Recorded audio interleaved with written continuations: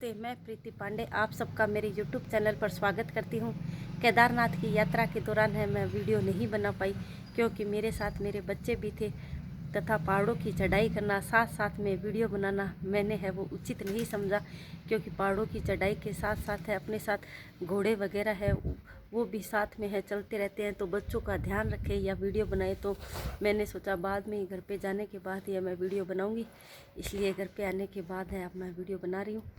अगर आप लोग भी केदारनाथ की यात्रा करना चाहते हो तो यह यात्रा शुरू होती है ऋषिकेश से।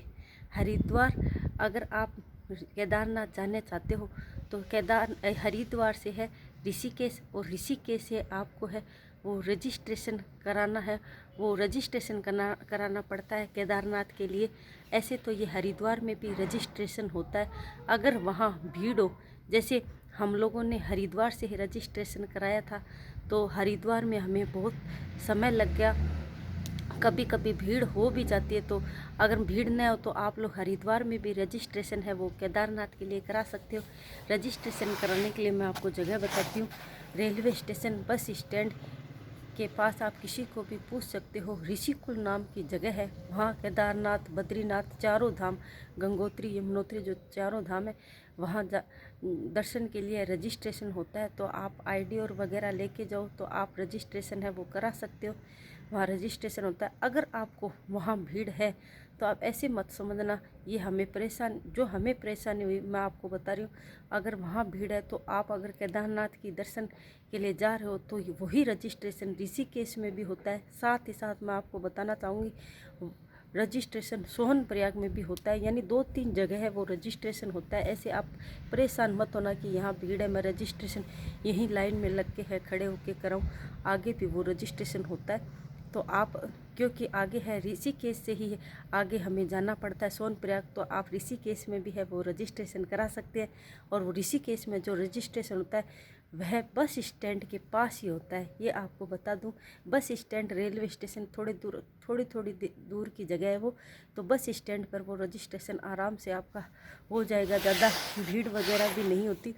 अगर आप वहाँ भी नहीं करा पाए तो सोनप्रयाग में है, सोनप्रयाग में तो अपना रजिस्ट्रेशन करा लो मतलब।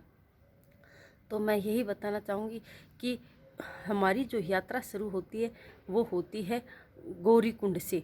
पहले हरिद्वार से ऋषिकेश, ऋषिकेश से आप सोनप्रयाग। अब सोनप्रयाग जाने के लिए है ऋषिकेश से है लोकल बसें भी जाती है, उनका किराया है 500-500 रुपये। अगर आप लोकल बस में न जाना चाहो, ये छोटी गाड़ियाँ हैं वो 700-800 रुपये। अगर पर्सनली छोटी गाड़ियाँ आप लोग 7-8 घर के सदस्य हैं तो छोटी गाड़ी उसमें कर सकते हैं। छोटी गाड़ी से मतलब एक व्यक्ति के 700-800 बैठ जाते हैं उस हिसाब से। और जो लोकल परिवहन है बड़ी गाड़ियाँ उसमें 500 रुपये है, तो वो आपको सोनप्रयाग दूर छोड़ेगी। वहाँ से सोनप्रयाग में अगर आपके पास ज़्यादा सामान है थोड़ा बहुत, तो वो आप सामान वहाँ लॉकर होते हैं वो सामान आप लॉकर में रख सकते हो।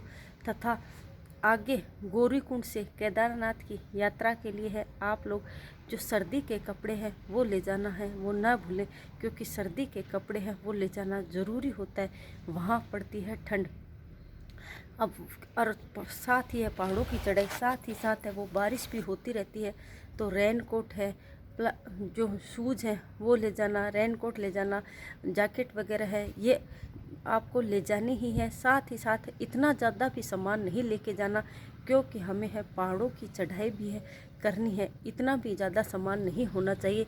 ये आप सामान है जो मैं बता रही हूँ वो तो आप विंटर का ले जाना ज़रूरी होता है। उसको आप पहन भी सकते हो तो वो बैग में इतना भार भी नहीं लगेगा। ऐसे नहीं कि अपन 2-3 जोड़ी कपड़े ले गए, जो चीज़ हमें अच्छी लगी वो, क्योंकि उसको आपको ले जाना फिर चढ़ाई करके उस बैग को भी आपको ले जाना है तो भार इतना हो जाता है। और पहाड़ों की चढ़ाई करना मतलब यात्रा करना मुश्किल हो जाता है। इसलिए कम से कम वहाँ सामान लेके जाए और जो ज़रूरी है वो ही सामान लेके जाए, यह आपको मैं बता दूं।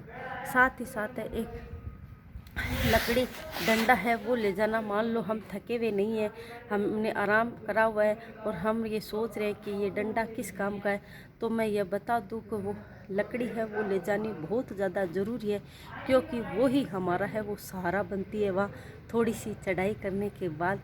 तो आप लोगों को मैं बता दूँ, जूते, रेनकोट, जैकेट, ग्लव्स ये ज़रूरी है।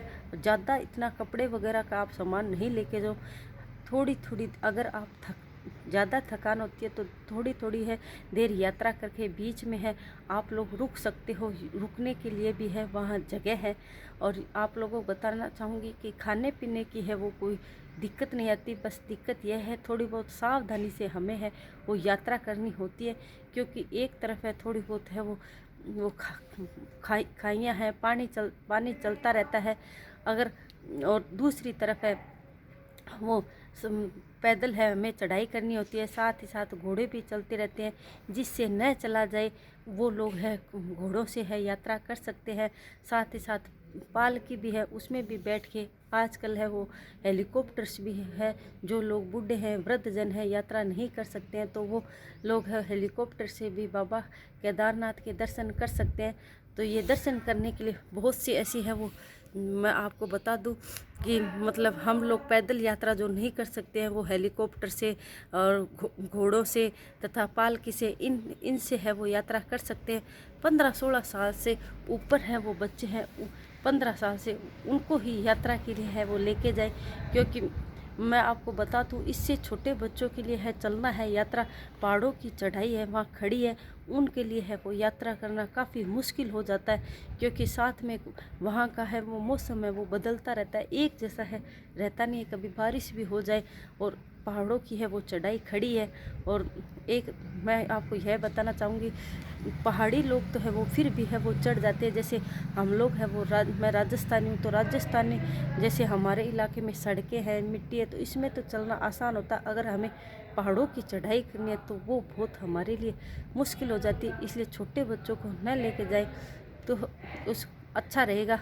मतलब आप है अगर छोटे बच्चे हैं यात्रा भी करना चाहते हैं तो आप हेलीकॉप्टर से यात्रा कर सकते हैं, घोड़ों से कर सकते हैं, इनसे कर सकते हैं, नहीं तो उनके लिए चढ़ना है वो बहुत ज़्यादा मुश्किल हो जाता है। चढ़ाई है वो भी चढ़ाई है वो गौरीकुंड से शुरू होती है, गौरीकुंड में है वो स्नान करने के बाद है आप वो यात्रा है वो शुरू कर सकते हो। यात्रा में किसी प्रकार की भी कोई परेशानी है वो नहीं आती है। थोड़ी बहुत आपको अगर परेशानी आती है तो पुलिस सहायता केंद्र भी है उत्तराखंड के, जगह जगह है वो बने हुए हैं, आप उनसे सहायता ले सकते हैं।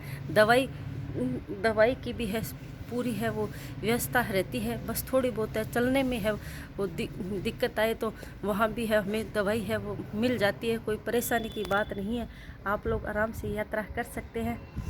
तो अगर मेरा वीडियो आपको अच्छा लगे तो लाइक और सब्सक्राइब करना। Thank you.